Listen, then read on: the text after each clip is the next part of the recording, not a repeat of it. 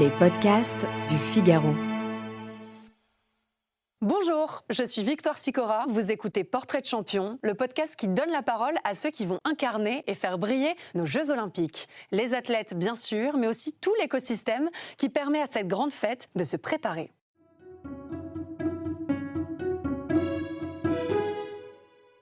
Mon champion du jour a toujours été passionné par le sport et puis un jour il a fait une rencontre qui a changé sa vie, c'est le cheval. Les réussites sont vite arrivées, il commence dans la garde républicaine avant de basculer dans l'enseignement et le voilà sélectionné pour dessiner les épreuves d'équitation des JO, plus précisément le jumping. Il est chef de piste, c'est Grégory Baudot. Merci beaucoup d'être avec nous. Grégory Baudot, on est ravis de vous avoir en visio. Le sport dans votre vie depuis tout petit, depuis que vous avez 5 ans, vous faisiez quoi à l'époque ? Bonjour à vous, merci. Alors oui, tout à fait, le sport, j'en suis passionné. J'ai eu l'occasion de pratiquer différentes disciplines, mais celle qui fait partie de mon ADN, j'ai envie de dire, c'est celle liée au monde équestre et plus particulièrement au jumping.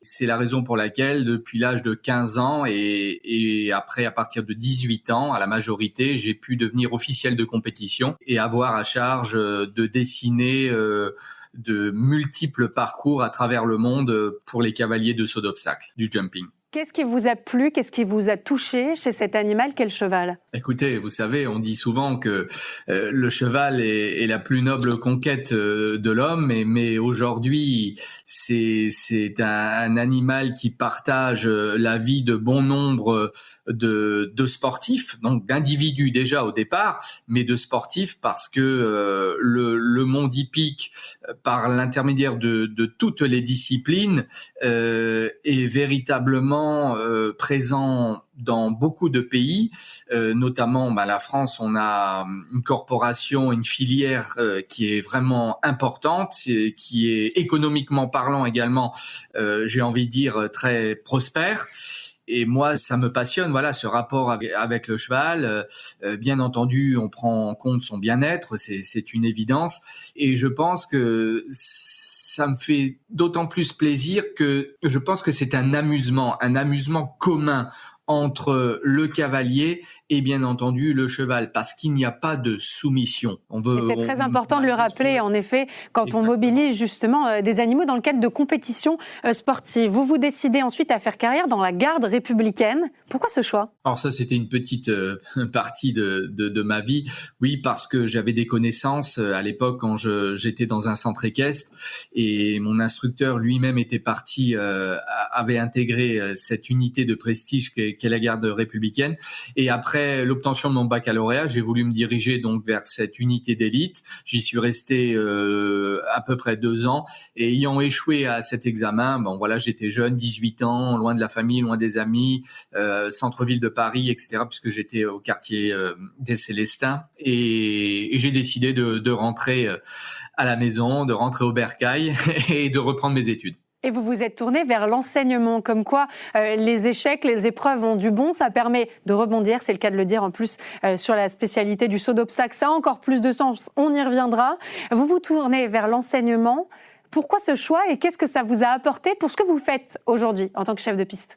Voilà, il n'y a pas, j'ai envie de dire, d'analogie entre le monde hippique et du moins. C'est une activité que j'ai professionnalisée, bien entendu, ce qu'on appelle le course designing. Le course designing, c'est l'activité du chef de piste et l'enseignement. Ça s'est fait de fil en aiguille, c'est-à-dire que j'ai eu l'opportunité, là aussi, par le biais d'un réseau de connaissances, etc., que suite à l'obtention donc de mes diplômes universitaires, j'ai pu intégrer de manière assez partielle des activités d'enseignement dans une petite école de commerce pour enseigner à des Bac+2 dans le domaine que j'appréciais et que j'apprécie toujours par la même occasion, c'est le marketing et le management. Et ça me permet d'allier ces deux activités qui n'ont strictement rien à voir l'une avec l'autre, même si il peut y avoir des points d'ancrage qui puissent être communs en termes de management d'équipe, management donc des hommes, sur l'organisation du travail, etc. Mais moi, ça me permet surtout d'avoir un équilibre et un équilibre dans ma vie. Voilà, celui 2 jours d'enseignement par semaine. Ensuite, il y a un vrai point de rupture et ce qui me permet de baigner, 4 jours ou 5 jours dans la semaine sur le course designing, c'est-à-dire avec le monde des chevaux. Cet équilibre qui vous a permis, entre autres bien sûr, d'être sélectionné pour tracer les épreuves de jumping pendant les Jeux. Est-ce que le cahier des charges était lourd ou est-ce qu'on vous a laissé une grande marge de créativité ? Alors déjà, tout d'abord, c'est un honneur que d'avoir été désigné par la Fédération équestre internationale pour avoir à charge le tracé des parcours des Jeux Olympiques. D'autant plus que c'était un Français, c'était pas gagné, il faut le dire.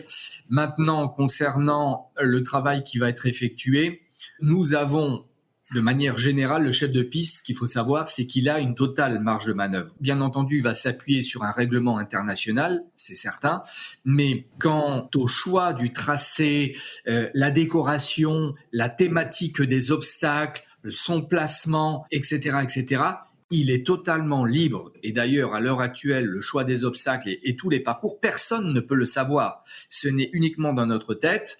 Et d'ailleurs, c'est secret défense, si j'ose dire. Et quelles ont été vos sources d'inspiration ?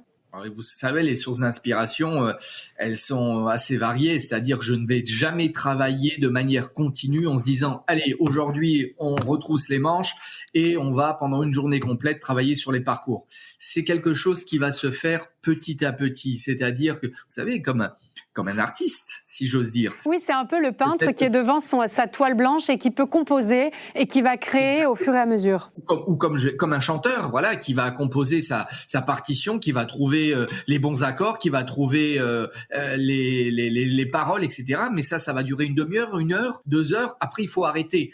Parce que votre source d'inspiration est peut-être épuisée ou vous êtes dans une autre, dans une autre source d'intérêt ou de réflexion, etc. Donc, nous avons eu à peu près 6 mois pour préparer ces parcours. Vous savez, les Jeux Olympiques, il faut pas se louper, évidemment. Évidemment. On va être en ligne de mire dans le monde entier. C'est le chef de piste qui est quand même sous le feu des projecteurs. Il faut pas l'oublier parce que c'est lui qui coordonne et qui donne en quelque sorte le sport et le sport qu'il va y avoir. Donc, on a eu 6 mois pour préparer ces 4 épreuves, ces 4 grandes épreuves, qu'il y aura 2 épreuves par équipe, 2 épreuves en individuel. Avec une limite importante, l'animal et son bien-être. Vous nous l'avez dit d'ailleurs au début de votre interview. Tout à fait, il faut revenir là-dessus, c'est quelque chose qui est extrêmement important. Aujourd'hui, depuis une décennie, j'ai envie de dire, on est quand même dans le viseur de pas mal d'associations, les animalistes, etc. Bon, je vais pas revenir là-dessus, mais ce qu'il faut savoir, c'est parce que les gens ne le savent pas. Mais aujourd'hui, les chevaux et dans n'importe quelle écurie à travers le monde, les chevaux sont traités véritablement de manière digne. Ce sont des athlètes, il faut pas l'oublier, les chevaux sont comme des athlètes. Moi, je vous invite à aller dans n'importe quelle écurie de haute compétition et aujourd'hui, on voit les chevaux vivre pratiquement comme les humains. Est-ce qu'on peut avoir une petite information top secrète sur le tracé ? Vous avez dit que c'était secret défense. On peut pas ? Bon, on est sûr que ça sera formidable et que vous aurez fait ça. Sur ce magnifique complexe de Versailles en toile de fond avec le château, etc. Il va y avoir un parcours avec une ligne de départ, une ligne d'arrivée et on aura à peu près 80 secondes pour franchir l'ensemble des obstacles et je l'espère pour les cavaliers d'être évidemment sans faute sur les obstacles. Merci beaucoup d'avoir écouté ce podcast. Vous pouvez nous retrouver sur Figaro Radio, le site internet du Figaro, Spotify, Apple Podcast et toutes vos plateformes préférées. Si vous avez aimé cet épisode, n'hésitez pas à nous mettre 5 étoiles et à nous laisser un commentaire. À bientôt pour un nouveau portrait de champion.